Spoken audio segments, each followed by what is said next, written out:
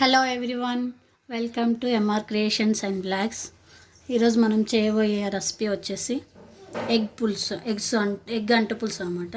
దీనికి కావాల్సిన పదార్థాలు: ఒక పెద్ద సైజు 3 ఆనియన్స్ తీసుకోవాలి, కొంచెం కొత్తిమీర, కొంచెం కరివేపాకు, మీకు ఎన్ని ఎగ్స్ కావాలంటే అన్ని ఎగ్స్ వేసుకోండి. నేను ఒక 6 తీసుకున్నాను. ఇందులో కావాల్సింది పులుసుకి కంపల్సరీ ఒక పెద్ద నిమ్మకాయ సైజు చింతపండు నానబెట్టుకొని రెడీగా పెట్టుకోండి.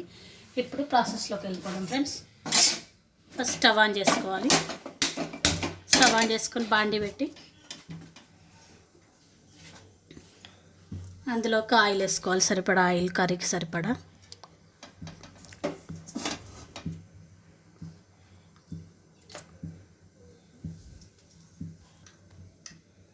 ఇప్పుడు నూనె కొంచెం వేడైన తర్వాత ఇందులో చిన్న స్పూన్ జీలకర్ర వేసుకోండి ఫ్రెండ్స్. జీలకర్ర, ఒక చిన్న స్పూన్ ఆవాలు,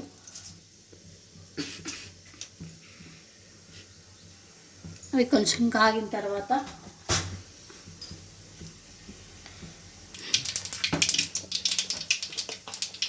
ఫ్రెండ్స్ అవి కొంచెం చిట్పట్లాడగానే కట్ చేసి పెట్టుకుని ఆనియన్స్ వేసుకోవాలండి.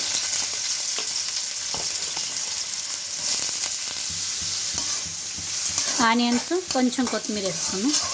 ఆనియన్స్ బాగా ఫ్రై అవ్వాలి ఫ్రెండ్స్, కొంచెం లైట్ బ్రౌన్ కలర్ కావాలి.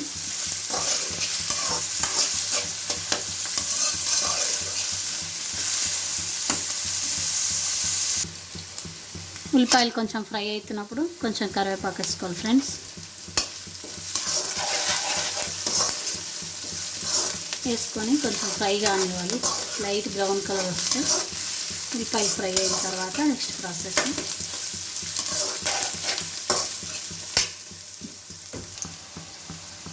ఫ్రెండ్స్ ఆనియన్ కొంచెం బ్రౌన్ కలర్ అయిపోయింది. ఇప్పుడు ఇందులో 1 స్పూన్ పసుపు వేసుకోవాలి.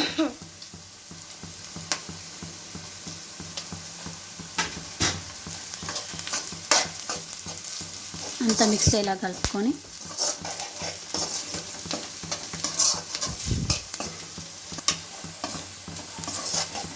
ఫ్రెండ్స్ ఇందులోనే అల్లం వెల్లుల్లి పేస్ట్ వేసుకోవాలి. సరిపడా 1 స్పూన్ వేసుకోండి. వేసుకొని కొంచెం లైట్గా పచ్చి వాసన పోయేంత వరకు ఫ్రై కానివ్వాలి అల్లం వెల్లుల్లి పేస్ట్.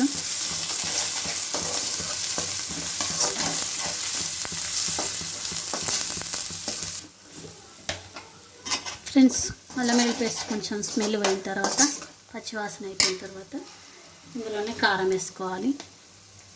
సరిపడా కారం వేసుకోవాలి ఫ్రెండ్స్. మేమైతే కొంచెం ఎక్కువ తింటాం కాబట్టి 2.5 స్పూన్ వేసాం. మీకు ఎంత కావాలో మీకు సరిపడా వేసుకోండి. ఇందులోనే కారానికి సరిపడా ఉప్పు కూడా వేసుకోండి ఫ్రెండ్స్. ఇప్పుడు అంతా కొంచెం కలవాలి.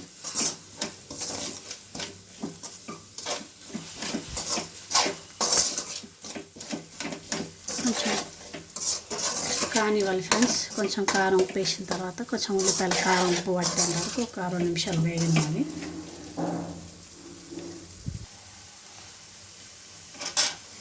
ఇప్పుడు ఉల్లిపాయలు వేగిన తర్వాత, కారం అంతా మిక్స్ అయిన తర్వాత ఇప్పుడు చింతపండు పులుసు వేసుకోవాలి ఫ్రెండ్స్.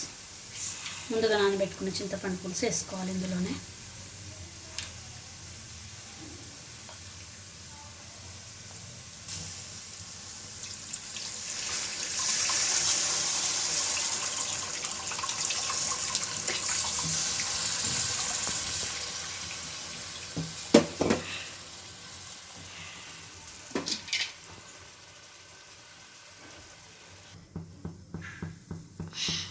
చింతపండు పులుసు వేసుకున్నాం ఫ్రెండ్స్. ఇప్పుడు దీన్ని ఒక 5-10 మినిట్స్ బాగా మరగనివ్వాలి. ఇందులోకి మనం ఇందులో 1 స్పూన్ ధనియాల పొడి వేయాలి ఫ్రెండ్స్.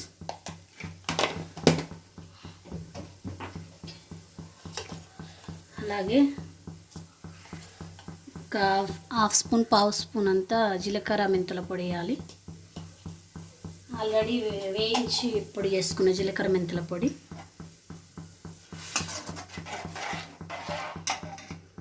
దీంతోపాటు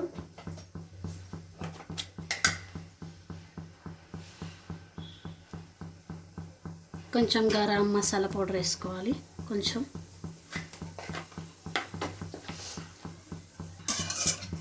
ఇప్పుడు ఈ పులుసుని బాగా మరగనివ్వాలి ఫ్రెండ్స్. ఒక 5-10 మినిట్స్ మరిగిన తర్వాత అప్పుడు మనం ఎగ్స్ వేసుకోవాలి.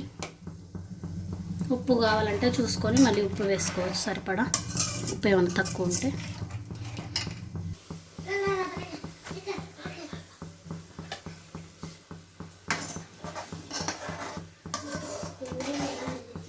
మధ్య మధ్యలో పులుసు మరుగుతున్నప్పుడు ఒక్కొక్కసారి ఇలా కలుపుకోవాలి ఫ్రెండ్స్.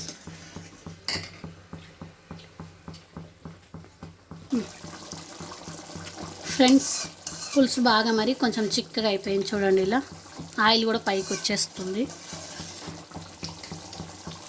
ఇప్పుడు దీంట్లో మనం ముందుగా ఉడకబెట్టుకున్న ఎగ్స్ ఒక్కొక్కటిగా తీసుకొని ఇట్లా ఒక ఘాటు పెట్టుకొని ఇందులో వేసుకోవాలి. ఘాటు పెట్టడం వల్ల మసాలా అంతా అందులోకి వెళ్తుంది పులుసు, అప్పుడు టేస్ట్ వస్తుంది ఎగ్.